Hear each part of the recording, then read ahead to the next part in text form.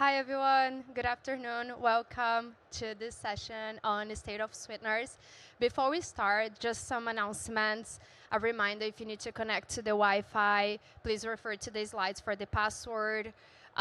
Please also make sure to have your devices on silent mode during the presentation. And a reminder, the expo hall will be open today until 5:30 p.m. So definitely make sure to go around and see the innovations from our exhibitors. And there will also be a networking event later on, which is our LGBT plus Alliance networking reception, which will take place today from 5:30 p.m. to 7:30 p.m. in the South Pacific Ballroom F. And this networking event is in partnership with the Naturally Proud Network. And I'm Natalia, and I'm a senior content producer for Informal Markets in the Food EMEA portfolio. And now, without further ado, I would like to introduce Dr. Rachel Shipman, who is a founder at the Foodscape Group and also works at the faculty at Tufts Friedman School of Nutrition. And Rachel will be talking today to you, to us, about the state of sweeteners. Thank you, Rachel. Thank you. All right, so the state of sweeteners. Notice it doesn't say I'm going to tell you which sweetener to use. I find sweeteners is a very interesting and diverse landscape, so my goal in the next 20-25 minutes is to walk you through what we'll call the state of sweeteners, because as you know, if you are paying attention to this space at all, there's a headline every single day about sugar, not sugar, all the headlines of the day.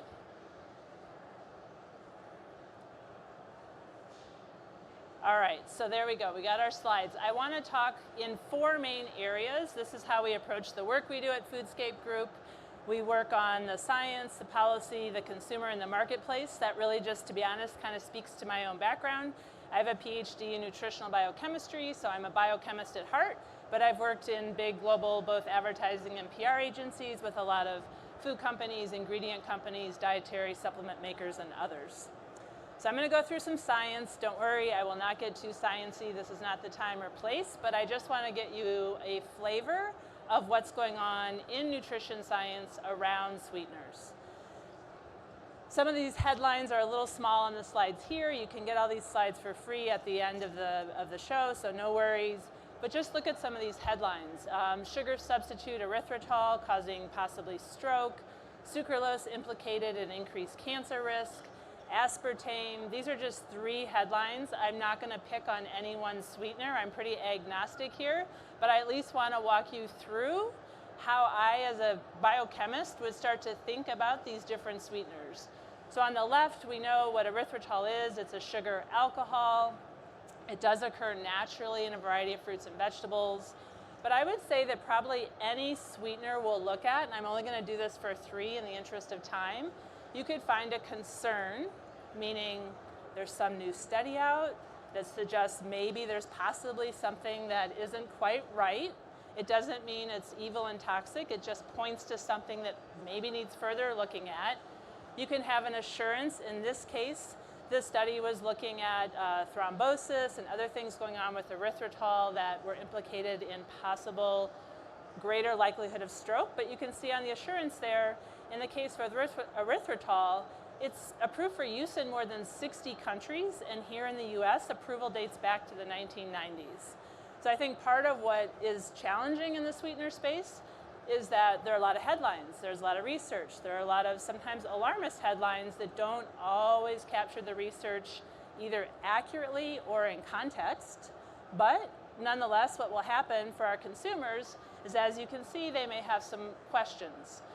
Anytime you see a lot of headlines, social media and other places, it brings up questions. So I'll do the same thing now for just the next two, those headlines on sucralose and aspartame. Again, I don't want to pick on any one sweetener. I'm trying to illustrate a point that almost on any of these sweeteners you can have a concern. There were headlines around sucralose that it was possibly being implicated in genes that cause inflammation or even cancer.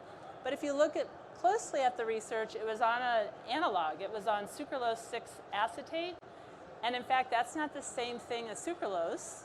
So to take the headlines and sort of push them over to the actual sucralose molecule really isn't fair. It was on a structural analog. And once again, not unlike erythritol, safety assurances go back through the FDA decades, so back into the 1990s. Nonetheless, you can imagine that this could cause questions. Consumers have a lot of questions around almost any sweetener you could offer up, nutritive or non-nutritive. So for aspartame, aspartame is another one that drew a ton of headlines. Some of you maybe saw this relatively recently, late this summer. The IARC, the International Agency for Research on Cancer, labeled it a Group 2B, standing for a possible carcinogen. That sounds pretty scary. That sounds rather concerning if a journalist and or a consumer is seeing this and reading this. But meanwhile, JECFA, which is the food additives part of the WHO, not the IARC, all these acronyms, said, actually, no, the data still shows it's safe, up to an ADI of 40 milligrams per kilogram of body weight. And meanwhile, more than 90 agencies continue to say it's safe, including FDA and EFSA. So another great example where there's a research study pointing to something, causes a lot of headlines and a lot of concern, but then there are absolutely regulatory bodies continuing to assure safety. You could still have a consumer with a lot of questions. So I went really quickly through erythritol, sucralose, and aspartame. The key message here is there's a rather large disconnect for many of these between what's going on in the science, what's going on in the media, and where's the consumer left to figure this out. So what about efficacy? So just pushing safety to the side for a minute and thinking about efficacy, does it work? Here's a study, there are many of these as well, that came out this July, International Journal of Obesity. It was looking at consumption of artificial sweeteners, including aspartame and sucralose, over 20 years' time. And what they found, this is the lead author saying, and I quote, "This study showed that habitual long-term intake of total and individual artificial sweetener intakes are related to greater volumes of adipose tissue, commonly known as body fat."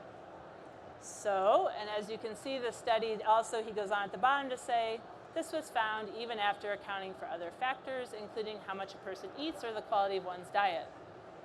So there we are. Once we get past some safety and just assurances that yes, it's deemed safe at a certain level of intake, then we have to decide, is it working? This particular study, if the idea of a consumer to use these substitutes is to perhaps either lose fat and or maintain muscle, this study would suggest it's possibly not doing that. It may in fact be leading to greater adipose tissue. So where does this leave us? The WHO advises, this report came out this year as well, advises not to use what they call non-sugar sweeteners for weight control. So the idea again, is it efficacious? If we use non-nutritive, non-caloric sweeteners as a sugar substitute, is there an efficacious effect where we can actually cut some calories and possibly lose or maintain weight? They said that there was not any long-term benefit in reducing body fat. There may be a potential of undesirable effects from the long-term use of non-sugar sweeteners. Was this controversial as a statement? Yes, of course. Not everyone agrees with this. The WHO went on to say, and I think this is a really key point as we sit here in the US, the recommendation applies to all people except individuals with pre-existing diabetes, and it includes pretty much all the nutritive, non-nutritive, and they went and listed each one. So this applies to anyone except those with pre-diabetes. Does anyone in this room know how many Americans have pre-diabetes? How many? Yeah, there you are, 1 in 3. 1 in 3 have pre-diabetes. So that's a lot of people this would not apply to. Among those 1 in 3, 80% of them do not realize it. So there is a lot of undiagnosed pre-diabetes. Can a person back themselves away from pre-diabetes for type 2? Yes, they can. Depending on the diet, depending on the activity level, you can reverse pre-diabetes for sure. So I went through that science area really quickly. I want to talk more about policy. I'm going to focus on the US. I know that there's always a lot going on in Europe and Asia that affects our policy, but I'm going to focus today on the dietary guidelines for Americans to illustrate what is going on here in the States. So right now our dietary guidelines are being redone. This is the 2020 to 2025 version. The new dietary guidelines will come out in 2025.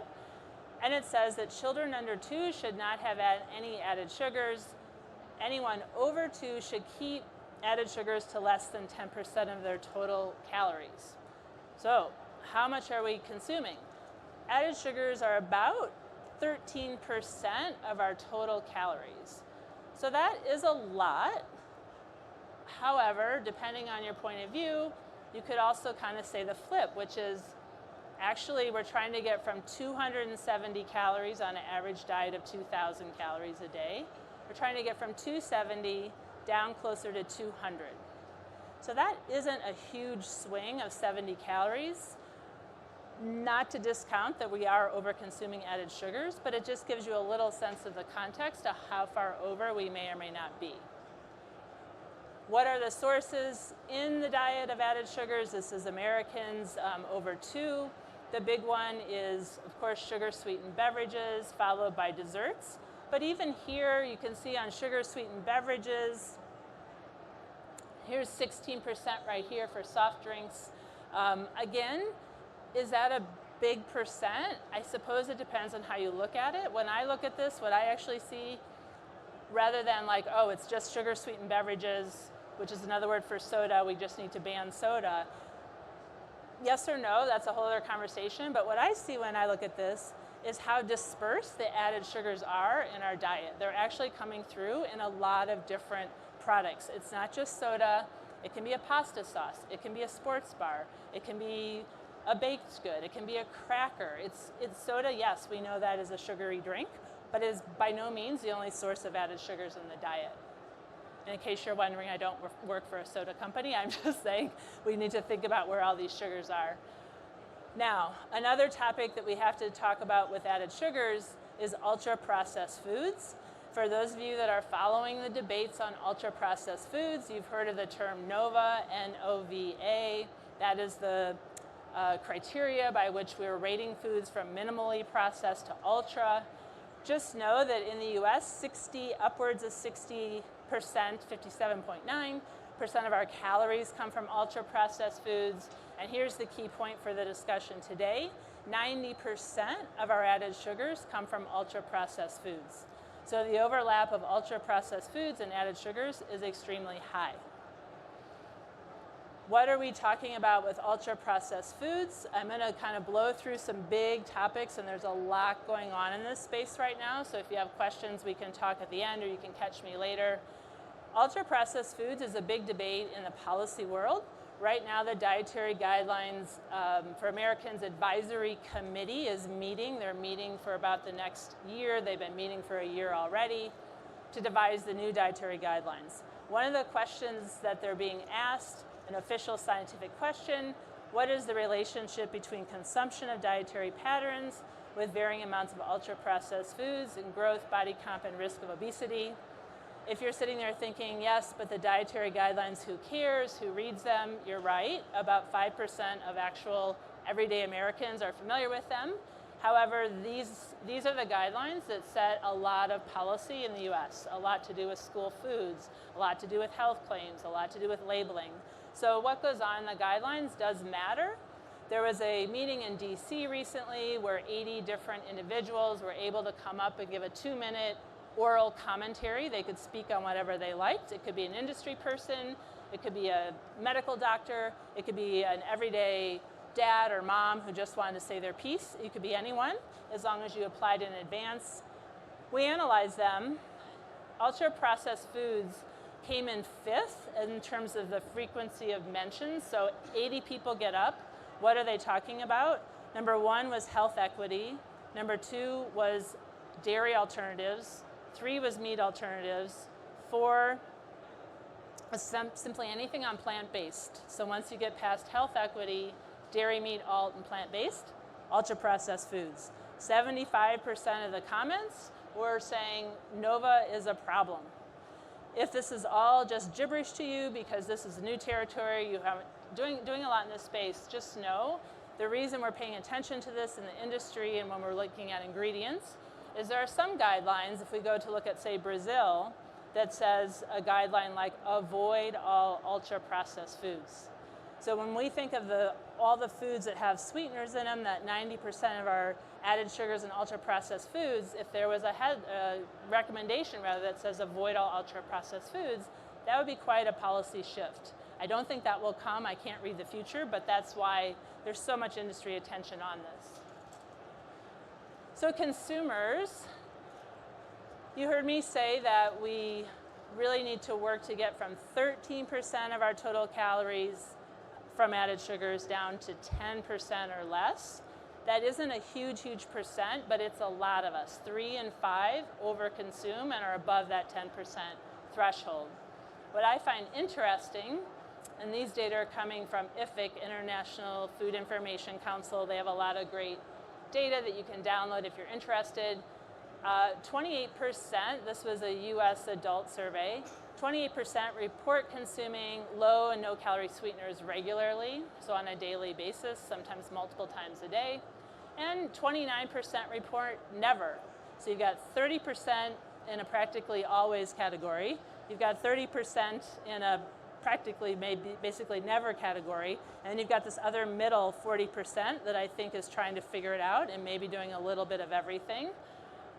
Just know that 75% report that they want to limit or avoid sugar. So there's a lot of consternation, a lot of confusion, and a lot of debate among consumers just trying to navigate when and where is the right place to consume the real stuff or some sugar substitute or a blend. It's really quite a landscape of consumers trying to figure it out for each individual family and person. So one thing we do, and I'm going to make this quick in the interest of time, but one thing we've done at Foodscape Group, my consulting group, is each year we analyze trends reports. So we pull roughly 100 or so reports that come out at the beginning of each calendar year. We quantify the trends of the trends, and we net out with a meta trend. So meta with a T, not a G. What did we see this year in sweeteners? The biggest part of the ring here is a combination of sugar elimination and sugar reduction. So 38% of these 100 or so trends reports mention something about either eliminate or reduce sugar. So for sure, the idea that sugar is bad for us, the headline that goes back now many years, sugar is toxic, that is still active and out there in the trends. But this year, which is interesting, we saw a lot on sugar varieties, like global sugar varieties, jaggery, piloncillo, black sugar, different kinds of what in the States we would probably call light or dark brown sugar. Maybe it has a little more molasses in it. Something to do with a sort of global granulated darker sugar. We saw a lot of mentions there. The number one thing we saw mentioned, again, in all these trends reports that we're trying to tabulate and quantify, was sweetened with dates. That is not something we have seen in the past. So I think if there's any one sort of sweetener that's having its moment, I think it has a lot to do with dates. It could be dates just listed as the ingredient, organic dates, and one of the products I'll show you in a minute, that's their second ingredient. It could be a date sugar, it could be a date syrup, different ways to be sweetened with dates. So I put this up here, choice in every category. These slides are always interesting, and I know this isn't totally a CPG crowd. I know many of you are in ingredients and other parts of the industry. Before I put this out to you, can I just ask, does anyone work for any of these companies? Okay, because usually when I put a slide like this, someone says, yes, I work at Olipop. It's good news. I'm not here to promote or denigrate any one of these. I actually want to do a little interactive moment if you all will cooperate with me on a late afternoon time slot. So let's start with the chips, the baking chips on the left. There's Hue, there's Lily's, there's Nestle. There are different options there for anyone, and if not, it's okay, but I'll put it out to you all. Does anyone have a knowledge enough of those to know on a personal level which one you would prefer. Any preferences? Do they all look the same? Any observations? Oh, we have one willing participant. Yeah. Okay, and I'm sorry, I sort of got you on the mic. So the comment, thank you for taking note. The top two over here, the Hue and the Lily, say no added sugar. Very good observation. So the top one, Hue, that's the product I was mentioning earlier that is made with organic dates. So because it is organic dates, just like actual dates, that's considered no added sugar. Lily's has no added sugar. It says on here, stevia sweetened. Oh, don't go near the stand. Stevia sweetened, which is interesting because if you flip the ingredient list around, actually erythritol is on the ingredient list long before you get to the stevia. That's been a bit of a point of contention. That first headline I showed you around erythritol and what if it could cause stroke, or is there something going on with thrombosis? Some of the stevia people were a little upset that they were getting wrapped into that conversation on erythritol, but often these non-nutritives are combined to get a nice taste curve that more mimics sugar. The bottom one, plant-based. What's interesting here is you can imagine a consumer saying, yes, I want plant-based. I've heard plant-based diets are good for me. That product, the number one ingredient is actually sugar. So it's just sugar. So it really is a good example where there's choice in every category. Let's just do the other two real quickly. In the beverage category, and this time we have a microphone, does anyone have any observation about which one you or a consumer like you trying to be sugar mindful might choose? Oh, we have a comment here. I like the Spindrift. Okay, I like the Spindrift. I am a nutritionist. I had to put the water in there just to prove a point. Just water. I know people don't want to drink just water. They do really love Spindrift. And again, don't work for these brands. Use them as examples. But why do they love Spindrift? There's just a teensy little bit of fruit juice in there, a little puree, to give it a little lift, a little flavor, naturally, right? And so the number of added sugars in there is very minimal, but it still has the fizzy, nice, sort of mimics a soda while just being carbonated water and fruit juice. So it's a really, really popular one. Does anyone know anything about the lower right, the oobleck? That's one to really watch. What do you know about it? I just heard about this today.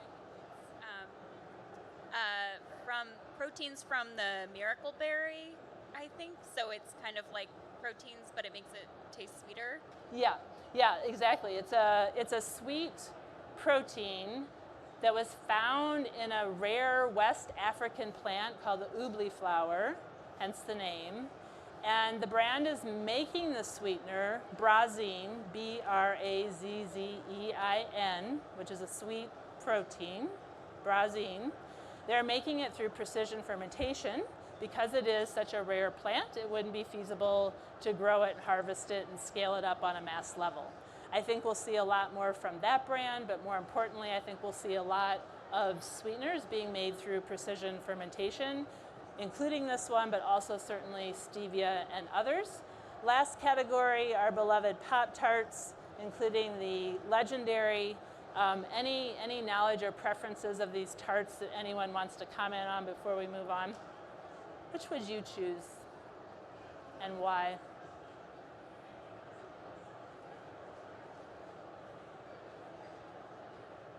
I will say I'm convinced that everyone actually is thinking hard. I'm not getting anyone really speaking up because, like, how do you know? You want to flip the box around, but I'm seeing a lot of this, so that makes me feel pretty good. I'll help you out.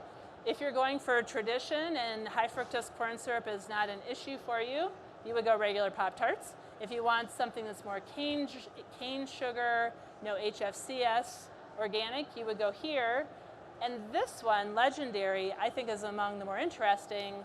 Erythritol is a sweetener in there, one of those sweeteners that made the headline that concerned a lot of people. There is some research that we need to look into, right? But those 20 grams of protein.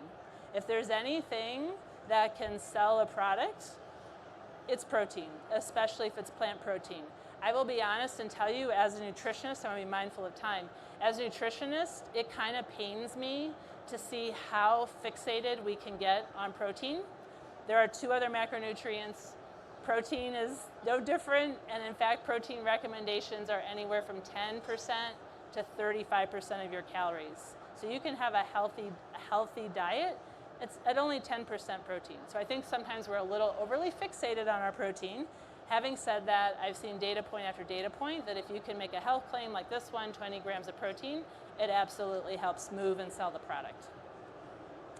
So I have 3 last slides that I've been calling building a roadmap, and then we'll have just a couple minutes for questions. Hopefully one point that you started to glean from the slides I've gone through is the idea of thinking of a sweetener in context, not just in isolation. What category are you in? Does it have protein? And then there are other nutritional aspects that I didn't get into in the interest of time today, but certainly the nutrient density, the fiber content, and this business around glycemic index and glycemic load. I didn't talk much about that. The difference there isn't just how many calories or not does a sweetener have, it's how does that sweetener impact you when it hits your bloodstream. And while glycemic index and glycemic load have been around for many, many years, I think the big difference now is as we grow more into personalized nutrition, the idea of having a very personalized glycemic index and glycemic load that you could be allotted in a day, that will grow. The idea that this sweetener that has 20 grams of straight up sugar impacts my bloodstream differently than it does yours is simply a truth. It's just we don't always have the data and understanding, and we can't be that specific with every single thing we put into our mouth. But yes, sugar impacts each of us a little differently, depending on our physiology, depending on our activity level, depending on how well we slept last night. Here's a crazy slide that I started to map out. My second piece of advice is to prototype the multiple options. Clearly what you can tell from this slide, if nothing else, is there are so many options. So definitely when you work with your customers who are trying to please their consumers, don't lose sight of the fact that there are just a multitude of options ranging from your straight up table sugar, sugars we know like honey and maple syrup, all the way down to these more novel ones. Brazine is the one I talked about in the Oobleck beverage. Tegatose and allulose are really coming onto the scene. Headlines this morning on allulose. There's a lot of data coming out encouraging from UC Davis. That's another one that'll be made through precision fermentation. And the message here is really twofold. Realize the magnitude of options. Make sure you know your customer who hopefully knows their target consumer. And second to that, what I put in those gray boxes is a whole other topic to really give thought to. How sweet is sweet? There is some data coming out from Health Focus International and other data sets I've seen that's starting to suggest some consumers are wanting things a little less sweet. Am I saying that the American palate no longer likes sugar? No, I'm not saying that. But how sweet is sweet? How sweet does this need to be to please is something to really think about. And I would be amiss if I didn't say this, lead with taste. Nutrition, of course, I covered that. I am a nutritionist. And then the other things, at the risk of stating the obvious, sustainability, supply chain resilience, cost, and what's going on in regulations. Again, stating the obvious to a crowd like this, but just recognizing that just deciding, do I want sugar or not, which sweetener or not, there's like this whole context that really needs to be considered and worked in smart ways. So there we went through that all pretty fast. There's my name, email, questions@foodscapegroup.com. You've got free access to the slides, so email me if you would like, and or I think we have a couple minutes for comments or questions here before we wrap. So I know the next session doesn't start for 15 minutes, so we have like 43 whole seconds, so let's go for it. Oh. Thank you so much, Rachel. Does the audience have any questions? We do. Is there clarity or consistency for the definition of an ultra-processed food? Okay. I laugh because this is like the controversy of all controversies. The question is there clarity for the definition of an ultra-processed food? That depends on who you ask. I would stand kind of in the middle saying there are different criteria out there that are attempting to rate and rank food on a level of processing. Is it clear? Is it logical? I would say no. If this is an area that is of interest to you, by all means look up NOVA, N-O-V-A. It's not an acronym, that's just what they called it. This is the most common way of rating processing on foods. It goes from level 1, 2, 3, 4. Level 1, unprocessed. Level 2, culinary ingredients. Level 3, mildly processed. And then level 4 is ultra. So that level 4 bucket is where every policymaker, some scientists and others are getting very fixated on right now, that this level 4 ultra-processed food is what's killing us and making us fat. I would argue that's pretty short-sighted, because if you simply take a yogurt, which hopefully we could agree is reasonably healthy, probiotics, some calcium, some vitamin D and other things, could be plant-based, could be dairy. If you simply put a natural flavor in there, and or a non-sugar sweetener, it goes right into level 4, ultra-processed. Could we think of a product that has all kinds of things going on, that arguably has too much salt, too much sugar, too many calories, all the stuff, saturated fats through the roof? That could also be a level 4 ultra-processed food. I'll say one last thing quickly. If this is something of interest, and I can say for certain any client I have in the food industry, this is like of their highest interest, look at the new Nordic nutrition guidelines. New Nordic nutrition guidelines. They came out of obviously the Baltic, the Nordic region. They had, in my opinion, a super articulate, informed, nuanced perspective on ultra-processed foods. It's a big, it depends. It's not a blanket, it's good for you or it's bad for you. It's more of an understanding that processing doesn't equate immediately with nutrition. In fact, some processing can make nutrients more bioavailable. So it's a giant world but it's a great question. Well, thank you so much, Rachel. Presentation full of insights. Thank you to the audience for engaging as well. Please join me in a round of applause to Rachel. And if you have any questions, reach out on email, and Rachel is also over here. Thank you so much again, Rachel.